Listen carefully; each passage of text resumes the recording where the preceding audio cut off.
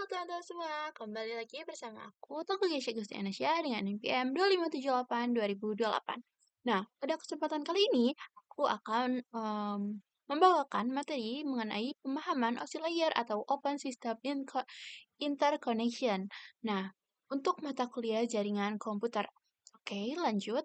Pengertian OSI layer dulu ya teman-teman. OSI layer itu adalah Open System Interconnection.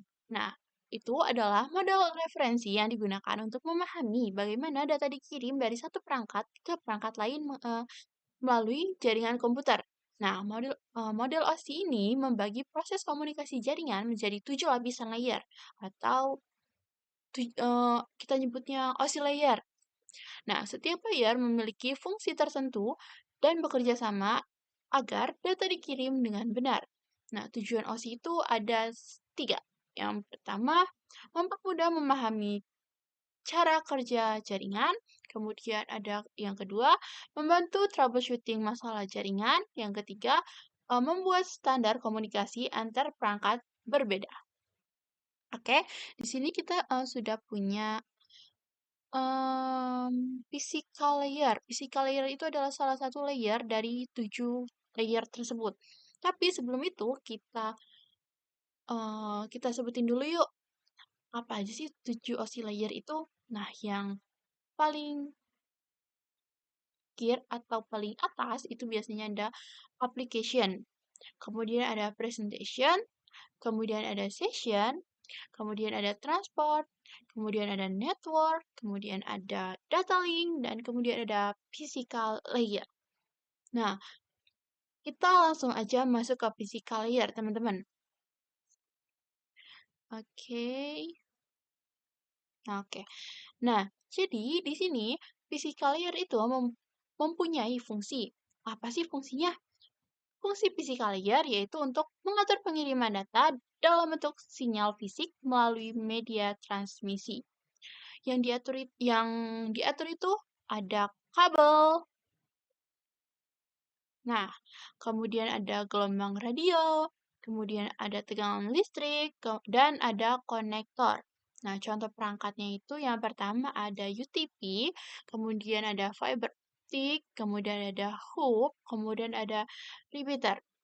Nah, contoh masalahnya itu kabelan putus, kemudian sinyal WiFi hilang. Oke, kita masuk ke Nah, itu tadi sudah selesai ya teman-teman tentang physical layer. Kemudian kita akan masuk ke mana? Nah, ini data link layer.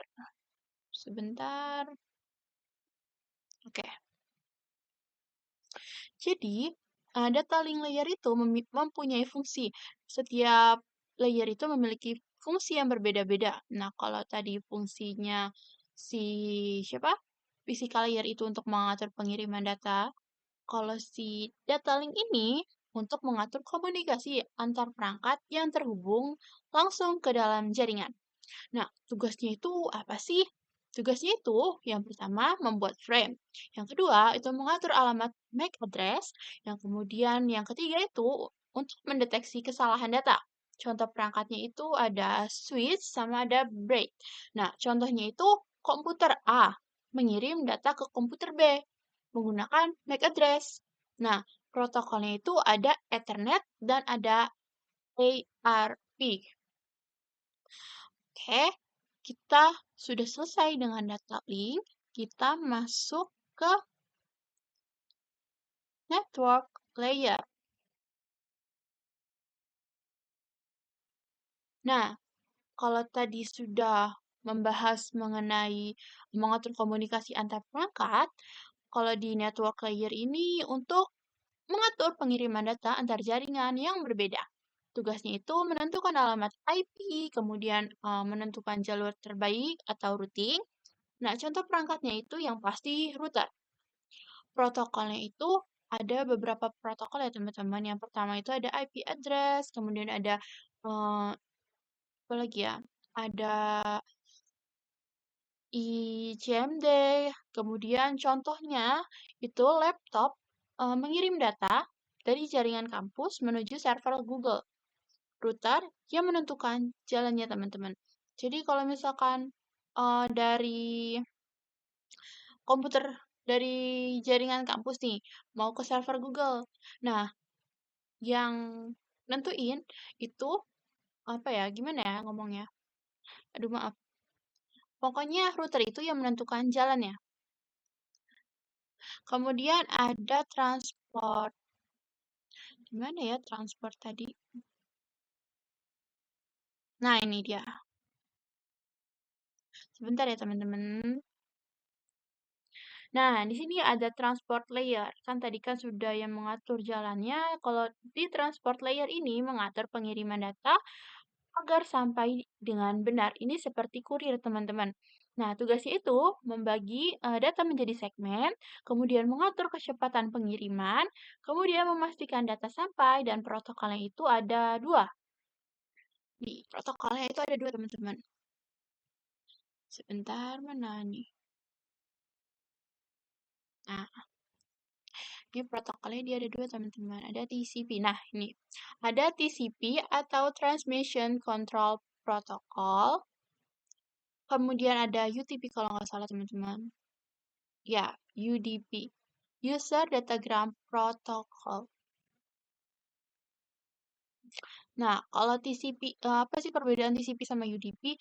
Kalau TCP itu lebih aman dan memastikan data lengkap, teman-teman. Tapi kalau UDP itu lebih cepat, tapi nggak jamin datanya lengkap. Oke, kita lanjut. Kita cari mana lagi? Kita lanjut ya, teman-teman.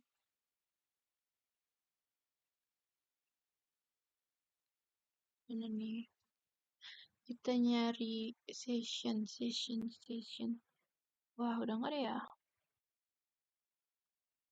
Oke, karena kayaknya di modul ini nggak ada, jadi kita langsung aja. Nah, kalau session layer itu layer berapa sih? Layer yang pertama, tadi ada application, presentation, session, kemudian ada transport, kemudian ada network. Kan tadi transport udah ya, teman-teman.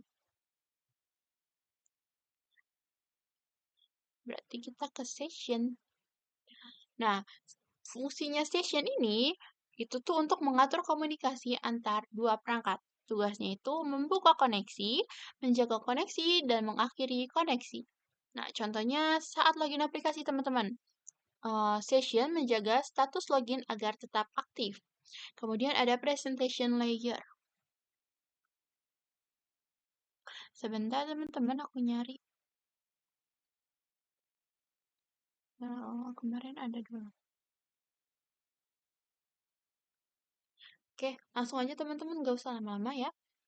Fungsinya itu yang pertama fungsinya presentation layer itu tuh untuk mengatur format data agar dapat dipahami aplikasi. Nah, tugasnya itu ada enskripsi dan deskripsi, kemudian ada kompresi data, kemudian ada konferensi format. Contohnya itu ada HTTPS menggunakan enskripsi SSL atau TLS, kemudian ada file JPG, terus ada file PDF, seperti itu teman-teman. Kemudian di layer terakhir atau di application layer ketujuh, nah fungsinya itu, sebentar ini ada teman-teman kalau yang ini. Nah nih,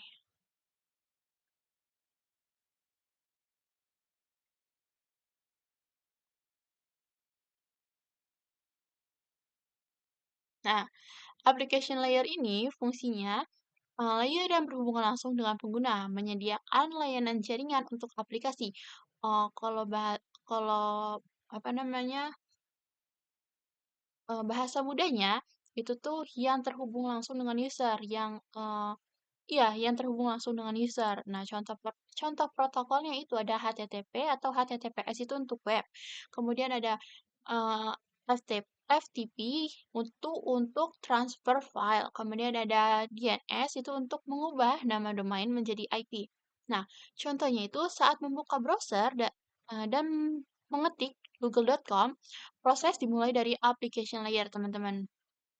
Nah, cara kerja OSI saat mengirim data, nih misalnya kamu membuka website. Nah, alurnya itu di application layer, pertama itu browser meminta halaman web, kemudian di presentation itu data dienkripsi. Di yang ketiga ada session. Nah, di session ini kamu membuat sesi komunikasi. Kemudian di transport, kamu maaf, data ini dibagi menjadi segmen menggunakan TCP. Kemudian yang kelima itu ada network. Nah, di network ini itu tuh akan memberikan alamat IP tujuan. Nah, yang keenam itu ada data link. Nah, data link ini akan membuat frame dan memberikan MAC address. Kemudian di layer ketujuh atau layer terakhir, physical layer, itu akan mengirim data melalui kabel atau sinyal. Maaf. Nah, jadi seperti itu teman-teman. Sekiranya segitu dulu video saya pada kesempatan kali ini, saya akhiri. Wassalamualaikum warahmatullahi wabarakatuh. Bye-bye.